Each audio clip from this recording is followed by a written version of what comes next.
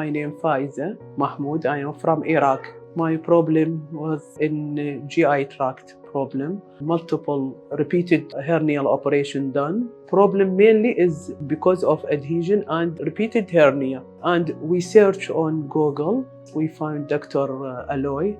Miss Faiza, who was a gynecologist from Iraq, had presented to me last week with history of multiple surgeries for hernias in the abdominal wall. She had a class 3 obesity in addition to this and a multi-recurrent abdominal wall hernia. Now, since everybody had tried to put a mesh inside the abdominal wall, now it had become a little difficult for us because we had to plan for a hernia repair along with consideration of a weight. We come to Apollo Hospital and I find him is a great doctor and very nice doctor. We decided and we counseled the patient for a weight loss procedure first, along with removal of her adhesions for the hernia. Now, since she was getting a lot of abdominal pain with history of subacute obstruction, this was a lot difficult for the patient.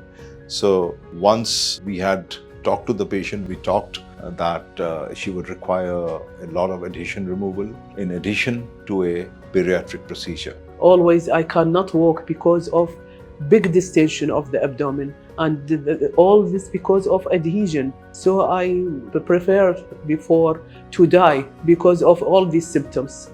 During the procedure, it was found that the complete plastering of the abdominal wall with the gut was there because of multiple prior procedures, so which required tedious and meticulous dissection robotically. Subsequent to that, we did a robotic bariatric procedure. Now, we would plan her surgery only after she has lost maximal weight.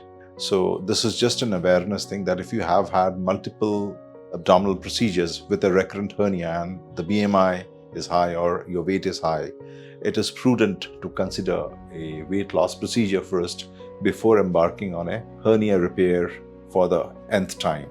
My operation was done. It was a very complicated operation. Takes many hours, but thanks for God and for Dr. Aloy, everything is okay.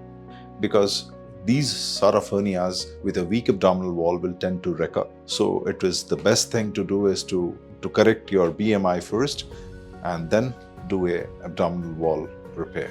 I thank him very, very much, and to all person here.